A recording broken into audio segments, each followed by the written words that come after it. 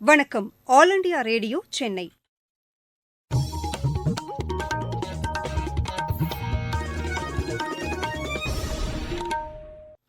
மாநிலச் செய்திகள் வாசிப்பவர் கிருஷ்ணவேணி கோபியானந்த். தலைப்புச் செய்திகள்: ஸ்ரீரங்கம் ஸ்ரீ ரங்கநாதர், ராமேஸ்வரம் ஸ்ரீ ராமநாத சுவாமி கோவில்களில் இன்று நடைபெற்ற சிறப்பு பூஜைகளில் பிரதமர் திரு நரேந்திரமோடி கலந்து கொண்டார். செயற்கை நுண்ணறிவு தொழில்நுட்ப உதவியுடன் இஸ்ரோ பல்வேறு விண்வெளி திட்டங்களை செயல்படுத்தவுள்ளதாக சந்திரயான் 3 திட்ட இயக்குநர் திரு வீரமுத்துவேல் தெரிவித்துள்ளார். தமிழகத்தில் அரசு போக்குவரத்து கழகங்களில் 100 புதிய BS6 வகை பேருந்துகளை முதலமைச்சர் திரு மு க ஸ்டாலின் இன்று தொடங்கி வைத்தார். தமிழகத்தில் அடுத்த 24 மணி நேரத்திற்கு மிதமான மழைக்கு வாய்ப்புள்ளதாக சென்னை வானிலை ஆய்வு மையம் தெரிவித்துள்ளது. 19 வயதுக்கு உட்பட்டோருக்கான உலகக்கோப்பை கிரிக்கெட் போட்டியில் பங்களாதேஷ் வெற்றி பெற 252 ரன் என்ற இலக்கை இந்தியா நிர்ணயித்துள்ளது. இனி விரிவான செய்திகள். தமிழகத்தில் சுற்றுப்பயணம் மேற்கொண்டுள்ள பிரதமர் திரு நரேந்திரமோடி இன்று பிற்பகல் ராமேஸ்வரம் சென்றடைந்தார்.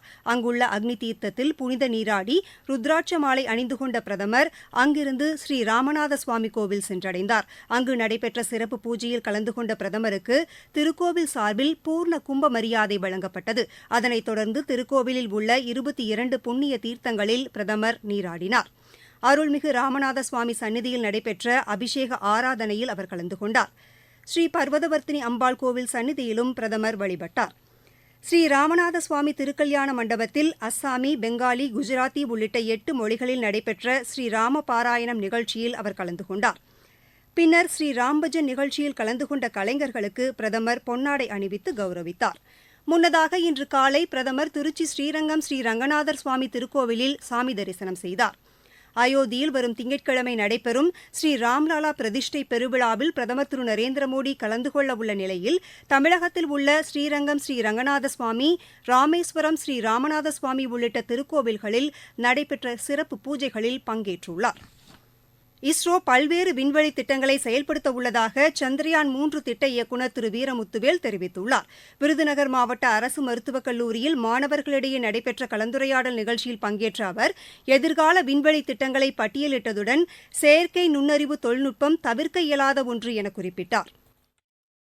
2014 நம்ம ஆல்ரெடி ஆனரபிள் பிரைம் மினிஸ்டர் சொல்லியிருக்காங்க, Indian on the moon, Indian astronaut on the moon அப்படின்னு சொல்லியிருக்காங்க.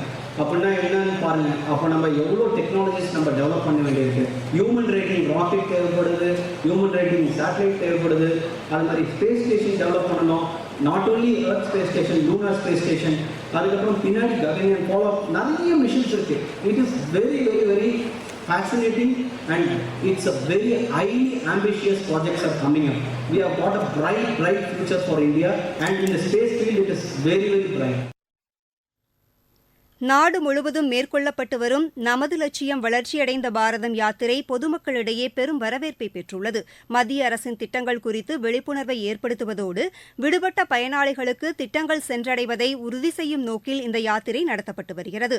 தமிழகத்தின் நாமக்கல் மாவட்டத்தில் மேற்கொள்ளப்பட்டு வரும் இந்த யாத்திரையின் மூலம் அரசின் நலத்திட்டங்கள் குறித்து தங்களுக்கு எடுத்துரைக்கப்பட்டதாகவும் தங்களின் முன்னேற்றத்திற்கு இந்த திட்டங்கள் பேருதவியாக உள்ளது என்றும் பயனாளி ஒருவர் எமது செய்தியாளரிடம் தெரிவித்தார். என் பேர் ஆர் லோகேந்திரன், மூலக்குறிச்சி கிராமம், நாமக்கல் மாவட்டத்தில் வளர்ச்சி அடைந்த பாரதம் விக்சித் பாரத் வாகனம் வந்தது. இந்த வாகனம் இன்னைக்கு காலையில் எங்கள் கிராமத்தில் அரசு அதிகாரிகள், போஸ்டல் டிபார்ட்மெண்ட்டு, ஹெல்த் டிபார்ட்மெண்ட்டு, அதுக்கப்புறம் வேளாண்மை துறை அதிகாரிகள்லாம் வந்தாங்க. இங்கே இருக்கிற கிராம மக்களுக்கு, விவசாயிகளுக்கு பாரத பிரதமர் கொடுக்கும் 6000 ரூபா திட்டம், பெண்களுக்கு சிலிண்டர் கொடுக்கும் திட்டம், அதுக்கப்புறம் ஜன்தன் அக்கௌண்ட் எப்படி ஓப்பன் பேங்க் மூலிமா பண்ணுறது, அதுக்கப்புறம் பார்த்தீங்கன்னா போஸ்டல் டிபார்ட்மெண்ட் மூலிமா 10 லட்ச ரூபா இன்சூரன்ஸ் காப்பீடு, அப்புறம் 20 ரூபா இன்சூரன்ஸ் காப்பீடு, 440 ரூபா, இது மாதிரி திட்டங்கள்லாம் சொன்னாங்க. இதனால இங்க இருக்கிற ஏழை மக்கள் எல்லாருமே இந்த திட்டத்தில் பயன்பெற்றுக்கிட்டாங்க. மேலும் இந்த மக்களுக்கு சந்தேகங்களுக்கு அரசு அதிகாரிகள் உடனே உதவி செய்து கிராமத்துக்கே மத்திய அரசாங்கம் வளர்ச்சி அடைந்த பாரதம் மூலிமா பிரதமரோட திட்டங்களை எங்களுக்கு காமிச்சாங்க. எங்களுக்கு நிறைய திட்டங்கள் தெரியாது இருந்தது. இந்த காணொலி காட்சி மூலிமா இந்த திட்டத்தையும் நாங்கள் தெரிஞ்சுக்கிட்டோம். அதனால இந்த கிராமத்துக்கு வந்த வளர்ச்சி அடைந்த பாரதம் திட்டத்துக்கு பிரதமர் ஒதுக்கி கொடுத்த வாகனத்துக்கு நன்றி தெரிவித்துக்கிறோம். நன்றி, வணக்கம். நீங்கள் கேட்டுக்கொண்டிருப்பது ஆல் இண்டியா ரேடியோவின் மாநில செய்தி அறிக்கை. தமிழகத்தில் அரசு போக்குவரத்து கழகங்களில் 1666 புதிய BS6 வகை பேருந்துகள் கொள்முதல் செய்யப்படும் என்று மாநில அரசு தெரிவித்துள்ளது. இதன் முதற்கட்டமாக 100 புதிய பேருந்துகளை முதலமைச்சர் திரு மு க ஸ்டாலின் இன்று தொடங்கி வைத்தார். எஞ்சியுள்ள பேருந்துகள் அடுத்த 2 மாதங்களில் பயன்பாட்டுக்கு கொண்டுவரப்படும் என்று மாநில அரசின் செய்திக்குறிப்பில் தெரிவிக்கப்பட்டுள்ளது. பெண்களுக்கான கட்டணமில்லா பேருந்து வசதி ஏற்படுத்தப்பட்ட பிறகு நகர பேருந்துகளின் எண்ணிக்கை குறைக்கப்படவில்லை என்று மாநில அமைச்சர் திரு முத்துசாமி கூறியுள்ளார்.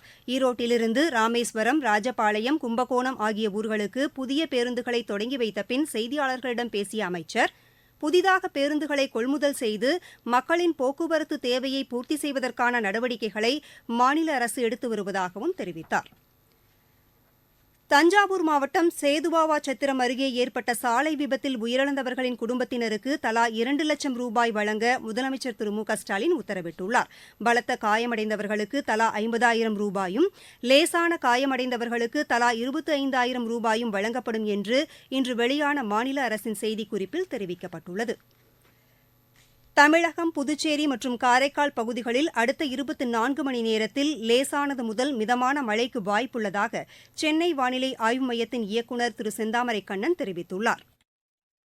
வானிலை முன்னறிவிப்பை பொறுத்தவரை தமிழகம், புதுவை மற்றும் காரைக்கால் பகுதிகளில் அடுத்த 24 மணி நேரத்தில் ஓரிரு இடங்களில் லேசானது முதல் மிதமான வரை மழைக்கு வாய்ப்புள்ளது.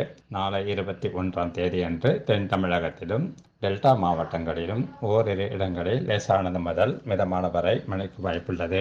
சென்னை மற்றும் புறநகர் பகுதிகளை பொறுத்தவரை அடுத்த 2 நாட்களுக்கு வானம் ஓரளவு மேகமூட்டத்துடன் காணப்படும். நகரின் ஒரு சில பகுதிகளில் அதிகாலை வேளையில் லேசான பனிமூட்டத்திற்கு வாய்ப்புள்ளது. அதிகபட்ச வெப்பநிலை 31 டிகிரி செல்சியஸை ஒட்டியும், குறைந்தபட்ச வெப்பநிலை 22லிருந்து 23 டிகிரி செல்சியஸ் அளவிலும் இருக்கக்கூடும். கேலோ இந்தியா இளையோர் விளையாட்டுப் போட்டிகள் கோவையில் நாளை தொடங்குகிறது. இதனையொட்டி அதற்கான ஆயத்தப் பணிகள் தீவிரமாக மேற்கொள்ளப்பட்டு வருகிறது. பீளமேடு பகுதியில் உள்ள PSG மருத்துவக் கல்லூரி உள் விளையாட்டரங்கில் கூடைப்பந்து, தாங்டா ஆகிய போட்டிகள் நாளை தொடங்கி இம்மாதம் 30ஆம் தேதி வரை நடைபெறவுள்ளது. இப்போட்டிகளுக்கான முன்னேற்பாட்டு பணிகள் முழுவீச்சில் நடைபெற்று வருவதாக மாவட்ட விளையாட்டு அலுவலர் திரு அருணா எமது செய்தியாளரிடம் தெரிவித்தார். 16 டீம் வருது சார், இந்தியா முழுதும். ஸோ அவங்களுக்கு தங்கறதுக்கு தேவையான அரேஞ்ச்மெண்ட் சிறப்பாக பண்ணி கொடுத்துருக்காங்க கவர்மெண்ட். அதே மாதிரி அவங்களுக்கு தேவையான டிரான்ஸ்போர்ட் வசதி, ஃபுட்டு, ஸோ அவங்க அமர்ற இடம்லாம் நல்லா கிளீனாக சும்மா ஒரு ஹைஜீனிக்காக இருக்குன்றதுக்காக நல்லா சிறப்பாக செஞ்சு கொடுத்துருக்காங்க சார். அது மட்டும் இல்லாமல் மாவட்ட நிர்வாகம் இதுக்கு முழு ஒத்துழைப்பு கொடுத்து சிறப்பாக பண்ணிட்டு இருக்காங்க. மாணவர்களுக்கு அவங்களுக்கு தனித்தனியான சில அறைகள்லாம் அவர்களுக்கு ஃபெசிலிட்டிஸ் எல்லாம் நாங்கள் செஞ்சு கொடுத்துருக்கோம். அவங்க அதே மாதிரி எந்த ஒரு சாப்பிட்ற பொருள் எதுவும் உள்ள வராத மாதிரியும், ஸோ அவர்களுக்கு ஒதுக்கப்பட்ட இடத்துல சிறப்பாக இருக்கணுன்றதுக்காக நல்ல தூய்மை பணியாளர்களை வச்சு நல்லா சிறப்பாக பண்ணிட்டு இருக்காங்க. மாவட்டச் செய்திகள். கள்ளக்குறிச்சி மாவட்டத்தில் சொட்டுநீர் பாசனம் அமைப்பதற்கான சிறப்பு முகாம் கிராமங்கள் தோறும் இம்மாதம் 31ஆம் தேதி வரை நடைபெறவுள்ளதால் அனைத்து விவசாயிகளும் கலந்து கொண்டு பயன்பெறுமாறு ஆட்சியர் திரு ஸ்ரவன்குமார் கேட்டுக் கொண்டுள்ளார். தேனி மாவட்டம் போடிநாயக்கனூர் வட்டத்திற்கு உட்பட்ட பகுதிகளில் 92 லட்சம் ரூபாய் மதிப்பீட்டில் நடைபெற்று வரும் வளர்ச்சித் திட்டப் பணிகளை ஆட்சியர் திருமதி ஷஜீவனா இன்று ஆய்வு செய்தார். இந்திய விமானப்படையில் 4 வருட காலம் அக்னிவீர் வாயுவாக பணிபுரிவதற்கான தேர்வில் கலந்து கொள்ள இணையதளம் வாயிலாக நாமக்கல் மாவட்டத்தைச் சேர்ந்த தகுதி வாய்ந்தவர்கள் விண்ணப்பிக்குமாறு ஆட்சியர் திருமதி உமா கேட்டுக் கொண்டுள்ளார். தூய்மை பணியாளர் நலன் மற்றும் மறுவாழ்வு குறித்து துறை சார்ந்த உயர் அலுவலர்கள் மற்றும் பணியாளர்களுடனான ஆய்வுக் கூட்டம் திருப்பத்தூர் மாவட்ட ஆட்சியர் அலுவலகத்தில் நடைபெற்றது. நாகை மாவட்டம் சாமந்தான்பேட்டை மீனவர் கிராமத்தில் கடலோர பாதுகாப்பு படையின் வேலைவாய்ப்புகள் மற்றும் கடலோர பாதுகாப்பின் முக்கியத்துவம் குறித்து இந்திய கடலோர பாதுகாப்பு படையினர் விழிப்புணர்வு ஏற்படுத்தினர். விளையாட்டுச் செய்திகள். 19 வயதுக்கு உட்பட்டோருக்கான உலகக்கோப்பை கிரிக்கெட் போட்டியில் பங்களாதேஷ் வெற்றி பெற 252 ரன் என்ற இலக்கை இந்தியா நிர்ணயித்துள்ளது. தென்னாப்பிரிக்காவின் ப்ளோம்ஃபோன்டனில் நடைபெற்று வரும் இப்போட்டியில் டாஸ் வென்ற பங்களாதேஷ் முதலில் பந்து வீச தீர்மானித்தது. தொடர்ந்து விளையாடிய இந்தியா நிர்ணயிக்கப்பட்ட 50 ஓவரில் 7 விக்கெட் இழப்பிற்கு 251 ரன் எடுத்தது. பின்னர் களமிறங்கிய பங்களாதேஷ் சற்று முன்வரை 8 ஓவரில் 2 விக்கெட் இழப்புக்கு 39 ரன் எடுத்துள்ளது. மீண்டும் தலைப்புச் செய்திகள். ஸ்ரீரங்கம் ஸ்ரீ ரங்கநாதர், ராமேஸ்வரம் ஸ்ரீ ராமநாத சுவாமி கோவில்களில் இன்று நடைபெற்ற சிறப்பு பூஜைகளில் பிரதமர் திரு நரேந்திரமோடி கலந்து கொண்டார். செயற்கை நுண்ணறிவு தொழில்நுட்ப உதவியுடன் இஸ்ரோ பல்வேறு விண்வெளி திட்டங்களை செயல்படுத்த உள்ளதாக சந்திரயான் 3 திட்ட இயக்குநர் திரு வீரமுத்துவேல் தெரிவித்துள்ளார். தமிழகத்தில் அரசு போக்குவரத்து கழகங்களில் 100 புதிய BS6 வகை பேருந்துகளை முதலமைச்சர் திரு மு க ஸ்டாலின் இன்று தொடங்கி வைத்தார். தமிழகத்தில் அடுத்த 24 மணி நேரத்திற்கு மிதமான மழைக்கு வாய்ப்புள்ளதாக சென்னை வானிலை ஆய்வு மையம் தெரிவித்துள்ளது. 19 வயதுக்குட்பட்டோருக்கான உலகக்கோப்பை கிரிக்கெட் போட்டியில் பங்களாதேஷ் வெற்றி பெற 252 ரன் என்ற இலக்கை இந்தியா நிர்ணயித்துள்ளது. இத்துடன் இந்த செய்தியறிக்கை நிறைவடைந்தது.